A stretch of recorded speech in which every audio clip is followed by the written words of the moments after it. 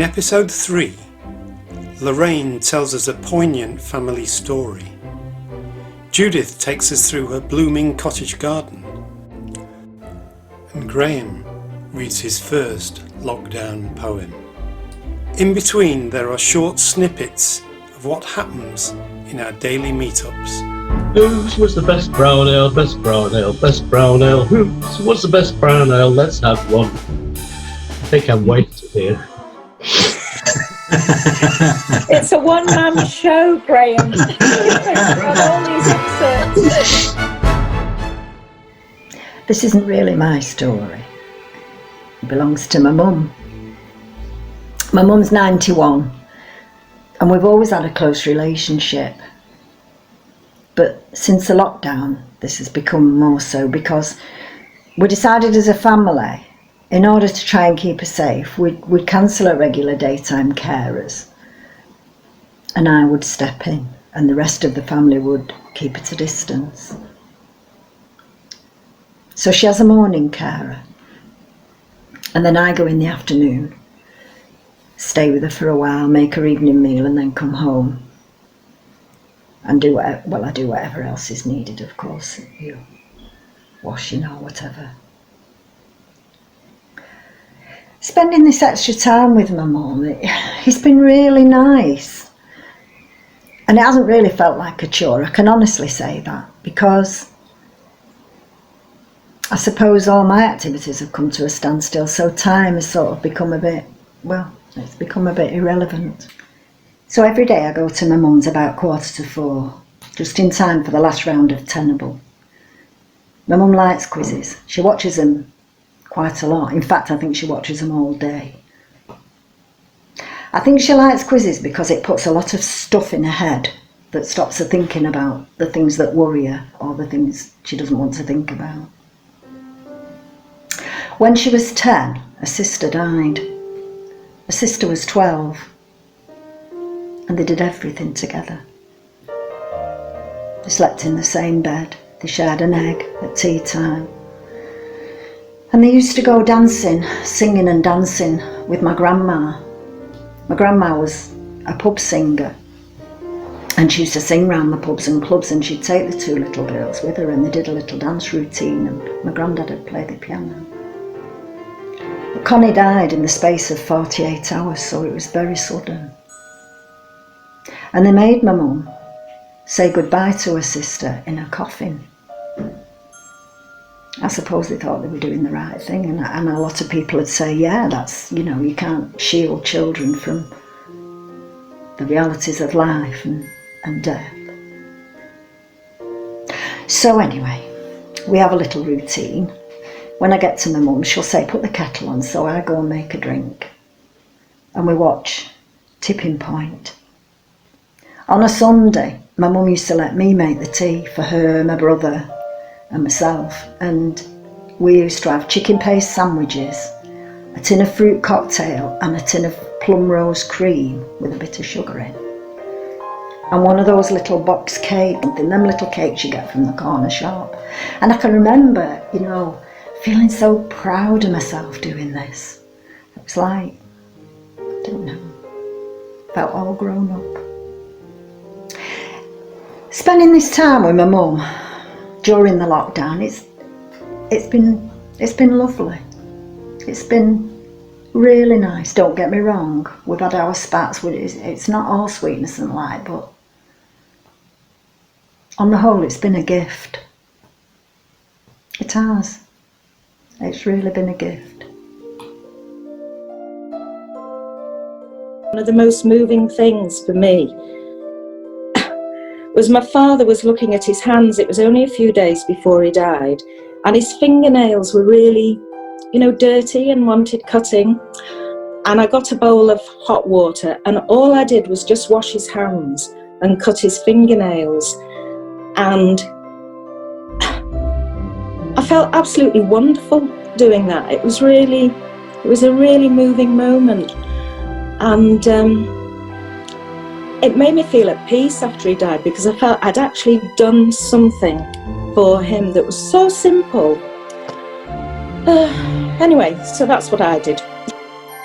Dave, when you got up to go out, you disappeared into the mist.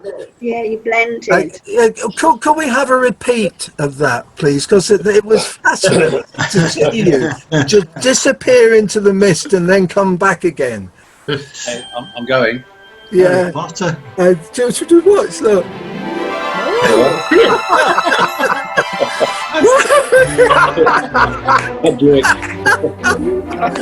Hey, that's brilliant. You seem to go smaller to the size of the trees as well. It's amazing. Now, come on, we got to solve Sandy's issue here about what we're going to do with these rhubarbs. You can make rhubarb champagne, can't you? Rhubarb champagne. I'm making a note of all these. You have to keep it a while because it'll have to ferment. And then we'll all come round and drink it. Even if you haven't got a freezer, you can, if you just put a bit of sugar in them and just cook them very, very slightly, they'll survive for ages. Right.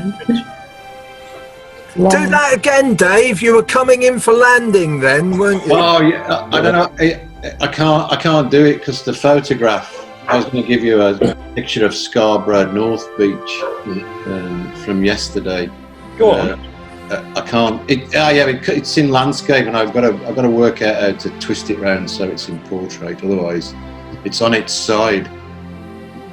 Well, you could sit sideways like that. Put it on its side. It's good exercise for us.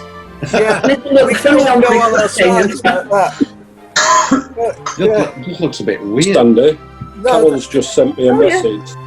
53 rhubarb recipe. Like that, Dave. Sorry, Tony, I can't hear you. Tony. 53 rhubarb recipes. All right. It's delicious magazines or something.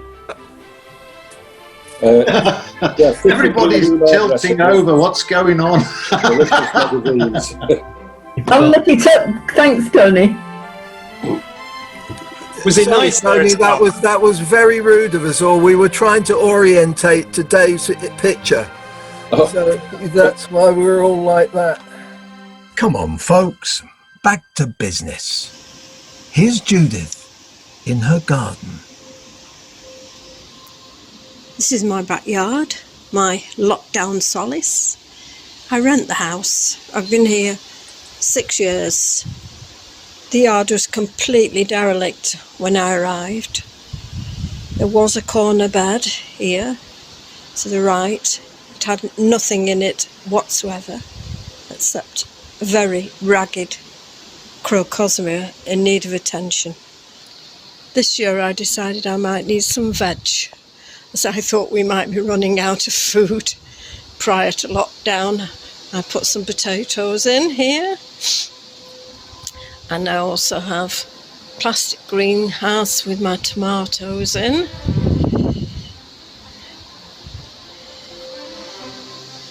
There are some cauliflower and sprouting broccoli looking in a very bad way indeed. Again, the clematis have done really well. It always seems to happen that we get wind and rain when the clematis are out.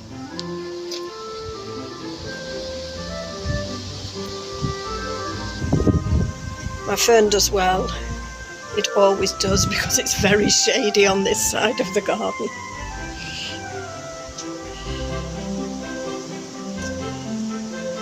My basket, I've moved the bench to this side for the summer. In the winter and spring it needs to be on the other side because it doesn't get any sun on this side. This corner bed is now a complete jumble. I couldn't put any bedding in this year. This is the lavender trying to come out. It's spectacular when it does. The poppies have been my salvation, as they have just seeded themselves everywhere, and they are spectacular even in the rain, because the droplets fall onto the leaves and they're really, really pretty, like jewels.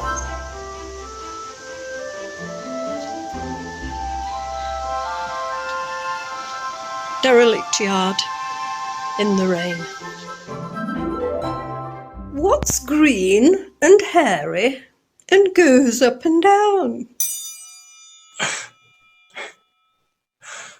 Okay, Judith, what is green, hairy, and goes up and down? Hey, I don't know.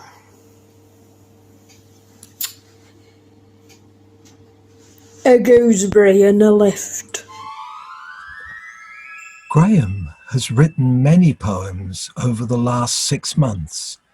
Here's one back at the beginning of lockdown. What I did was I looked up the definition of lockdown in the dictionary, and I got 2 definitions. And the first one is the confining of prisoners to their cells, typically to regain control during a riot. And the second one was a state of isolation or restricted access instituted as a security measure. So my poem is kind of follows on from that. Okay. Lockdown is a compound word with negative connotations, the closure and shutting off of everyday situations. The opposite, of course, would be to begin to open up, exchange a leaking vessel for an overflowing cup. The fumes, the noise, the bustle have all but gone away, replaced by forgotten birdsong all through the waking day. A brisk walk to the river to watch the seasons blend from springtime into summer, new vistas round each bend. For some at least, a garden offers jointly toil and leisure. Alas, the high-rise dweller is denied this simple pleasure. As a result of retail closure, we are buying much less trash, but those whose jobs are threatened are running out of cash. Some only see their grandkids through glass or flickering screens, and they in turn miss their peers and games, especially those restless teens.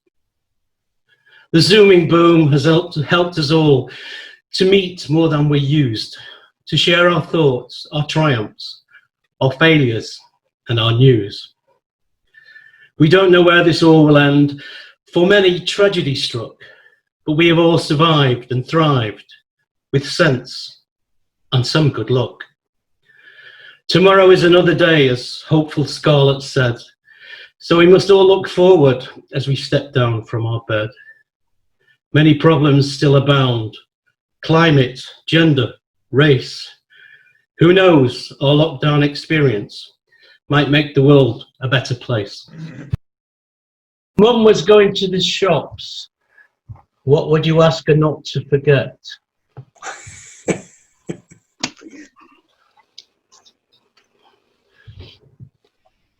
Was that a clue? I think so, yeah. I hope so, yeah. Other than that, otherwise I'm losing my mind. Let's give the last word to Derek and his dad. This is one of my dad's certificates from his allotment. Can you see it on camera? Yeah. Second prize, yes. Yeah. Two.